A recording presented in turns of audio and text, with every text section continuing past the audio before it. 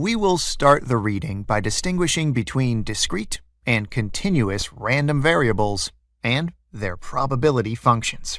We will also define what a distribution is. To begin with, a random variable is the one having uncertain future values. As the term suggests, it depends on a random phenomenon. Guessing how many steps you would take tomorrow is an example of a random variable because its future outcome is uncertain. Okay, and what is a distribution? Simply put, a distribution shows the possible values a variable can take and how frequently they occur. If you record the number of steps you take for, let's say, 30 days in a row, then this would be a sample distribution of the possible values the random variable could take. Before we continue, let's introduce some important notation we will use for the remainder of the course. Assume that uppercase X represents the actual outcome of an event, and lowercase x represents one of the possible outcomes.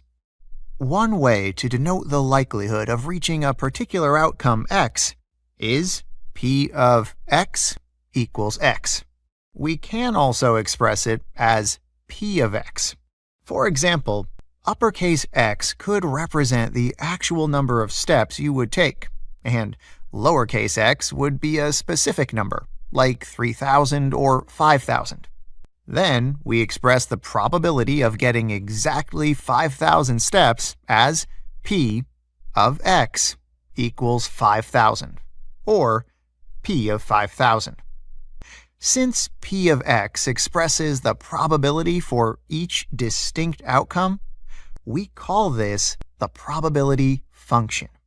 So, probability distributions, or simply probabilities, measure the likelihood of an outcome depending on how often it is featured in the sample space.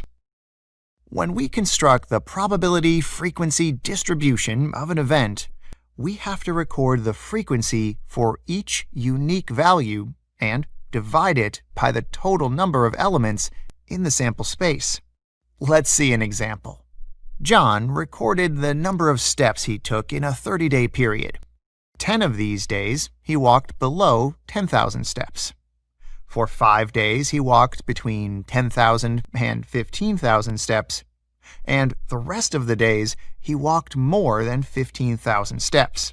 Considering this information, we could build a probability frequency distribution for the event by dividing 10 by 30, 5 by 30, and 15 by 30. Certain distributions share features, so we group them into types. Some actions, like rolling a die or picking a card, have a finite number of outcomes. They follow the so-called discrete distributions. The variables defining this type of distribution are called discrete random variables. Alternatively, if we have to record time and distance in track and field, we would have infinitely many possible outcomes. We say that these outcomes follow a continuous distribution, and we use formulas that are different from the ones we mentioned previously. In this case, we talk about a continuous random variable. Every variable, whether discrete or continuous, has a probability distribution that describes the variable completely, and every probability distribution can be depicted with a probability function. A probability function specifies the probability of a random variable, be it discrete or continuous, taking a given value. For a discrete random variable, the probability function would be written in the following way. Whereas for continuous random variables, the probability function would be denoted as f of x and would be called a probability density function.